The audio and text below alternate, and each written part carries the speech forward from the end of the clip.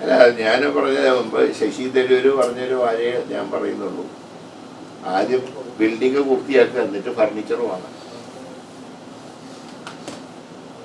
പക്ഷെ തങ്ങള് തമാശ പറഞ്ഞാണ് കേട്ടോ. മറ്റേ പത്രക്കാർ ചോദിച്ചു ഉപമുഖ്യമന്ത്രി സ്ഥാനം ആവശ്യപ്പെടുമെന്ന് ചോദിച്ചു. അദ്ദേഹം പറഞ്ഞു ഉപമുഖ്യമന്ത്രി സ്ഥാനമല്ല, മുഖ്യമന്ത്രി സ്ഥാനം തന്നാൽ സന്തോഷം, അത്രയേ പറഞ്ഞുള്ളൂ. അതിന് ചോദ്യത്തിന് തമാശ രൂപത്തിൽ പ്രതികരിച്ചതാണ്. അതിന് ആ രീതിയിൽ അതിനൊരു ഗൗരവത്തിൽ കാണേണ്ട ആവശ്യമില്ല.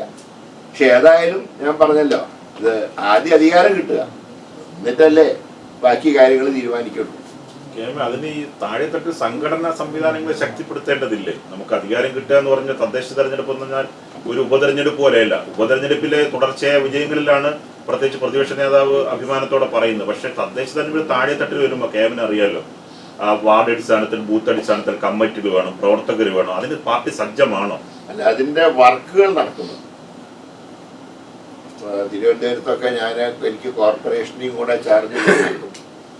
അതിന്റെ വാർഡ് കമ്മിറ്റികളൊക്കെ ഏതാണ്ട് പൂർത്തിയായി.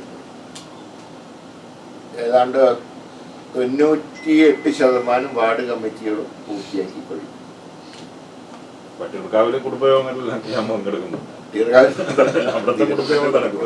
തിരുവനന്തപുരം കോർപ്പറേഷനിലൊക്കെ വർക്ക് നടക്കുന്നുണ്ട്. പാലക്കാട് നടക്കുന്നുണ്ട്. പാലക്കാട് മുനിസിപ്പാലിറ്റി ഇത്തവണ തിരിച്ചു പിടിക്കണം എന്നാണ് UDF ലക്ഷ്യം. കാരണം എനിക്ക് ജില്ലയിൽ പാലക്കാടിനെയും കൂടെ ചാർജ് എനിക്ക്